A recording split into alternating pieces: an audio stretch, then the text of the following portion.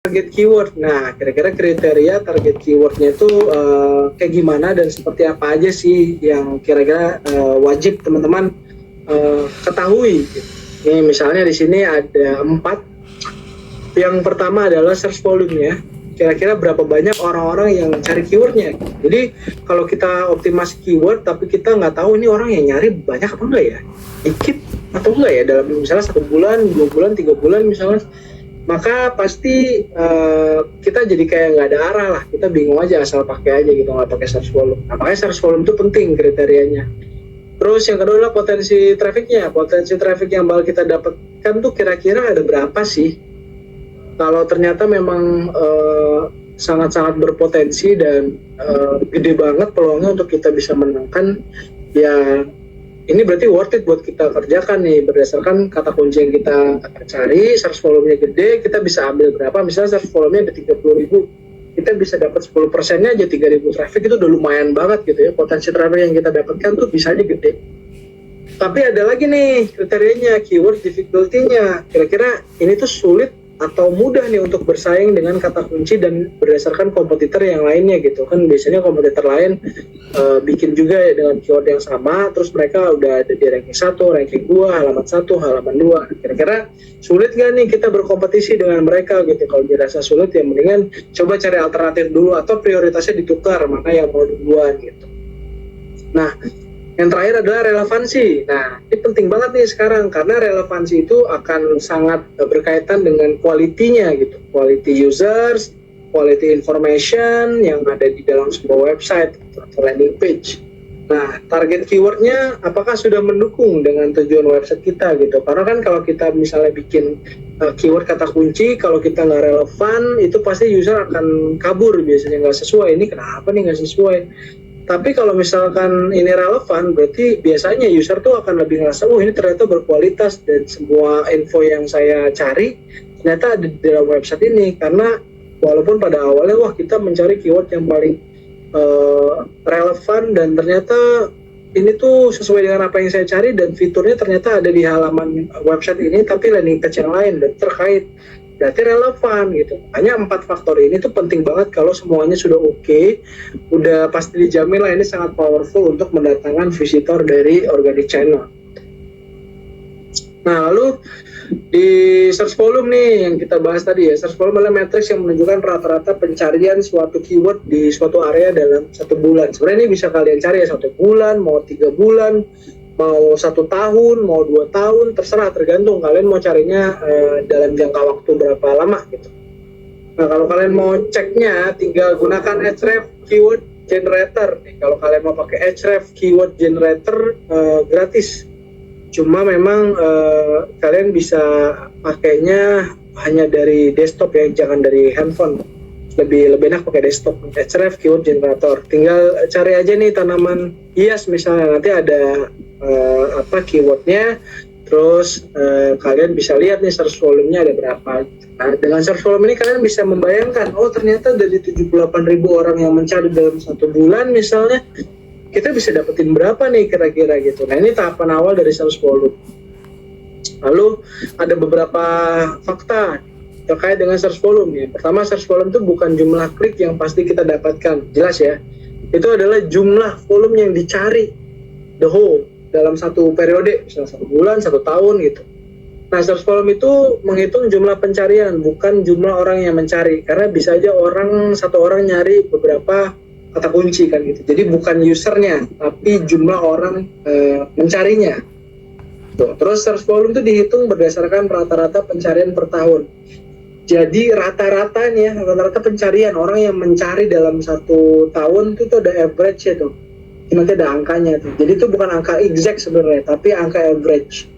Terus search volume itu dihitung berdasarkan pencarian di area tertentu. Misalkan kalian mencari di sebuah lokasi, contoh misalnya Indonesia ID. Ya udah, keyword tersebut tuh berarti hanya besar di ID, misalnya 78.000 di ID. Tapi di negara lain misalnya tanaman hias bisa aja gede juga volumenya, tapi nggak sebesar di Indo misalnya. Misalnya di Malaysia atau di Singapura atau mungkin di luar negeri gitu.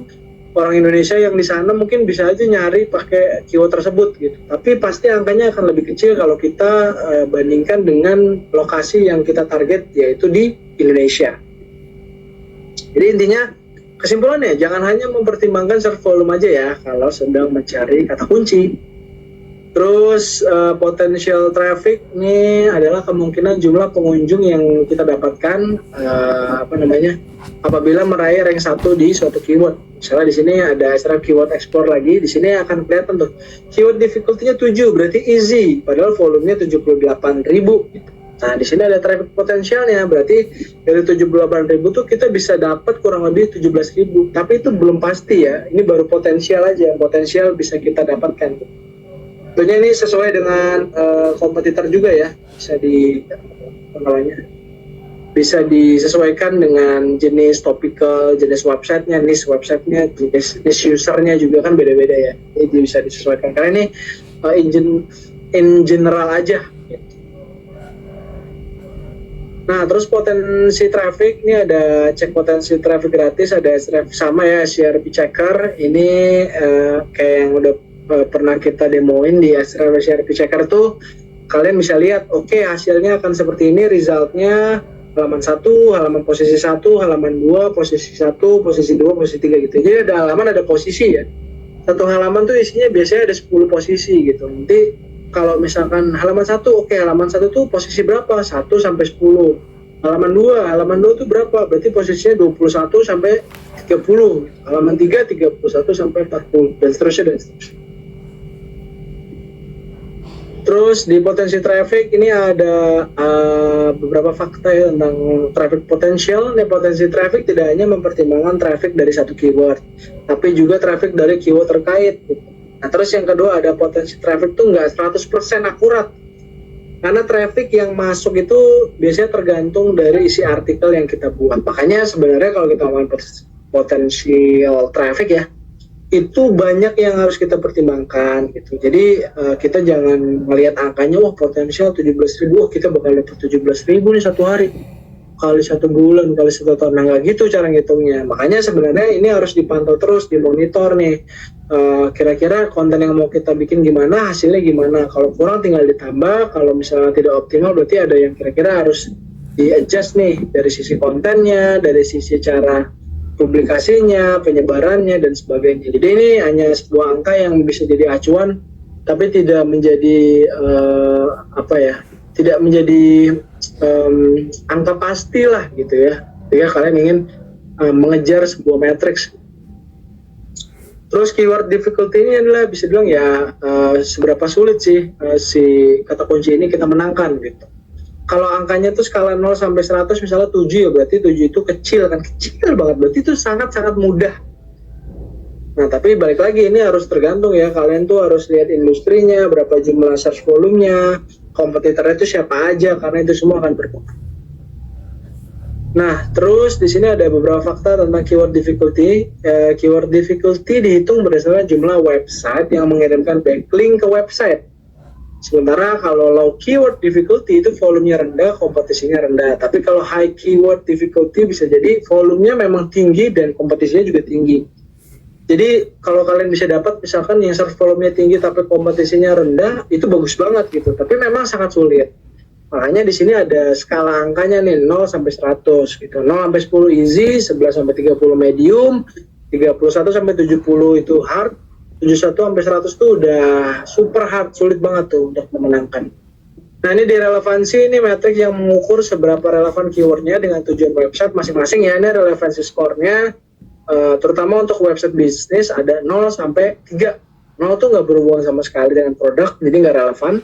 1 tuh masih bisa nyebutin produk sebagai selingannya ya, atau peluang bisnis online misalnya. Yang kedua adalah produk itu bisa ditampilkan sebagai solusi, tapi masih ada alternatif lain, entah dari kompetitor atau dengan platform yang lain. Nah, yang ketiga ini produknya bisa ditampilkan sebagai satu-satunya solusi. Itu bisa kalian lihat biasanya di website jasa, atau mungkin kalau misalnya website kompetitor, misalnya kalian website e-commerce, kalian punya kompetitor, lihatlah kompetitor besarnya misalnya. E-commerce punya blog nggak? Punya, oke, lihatlah blog mereka membahas apa aja, topiknya apa aja, kategorinya apa, terus di dalamnya ada landing page apa aja terkait dengan produk tadi. Terus contoh penerapan relevansi ini ada untuk blog misalnya ya Traveloka, produknya ada traveling solution, 0 tuh nggak berhubungan sama sekali, berarti dia ngebahas apa itu bunga mawar. Nah, nggak ada hubungannya tuh. Tapi kalau bisa nyebutin produk, misalnya tempat wisata paling indah di Indonesia, nah itu bisa tuh. Misalnya satu Jakarta, nanti ada tuh pilihannya hotel di Jakarta, misalnya. Atau Makassar, hotel di Makassar.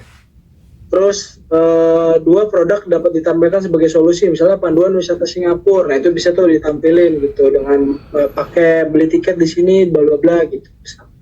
Atau produk bisa ditampilkan. Nah itu cara pesan hotel langsung di Traveloka-nya. Hotel A, hotel B, hotel C dan seterusnya. Nah itu tadi video e-learning My Skill. Semoga teman-teman bisa mengerti dan langsung mempraktekannya. Sekian di materi hari ini dan sampai bertemu di video e-learning My Skill berikutnya. Terima kasih, bye-bye.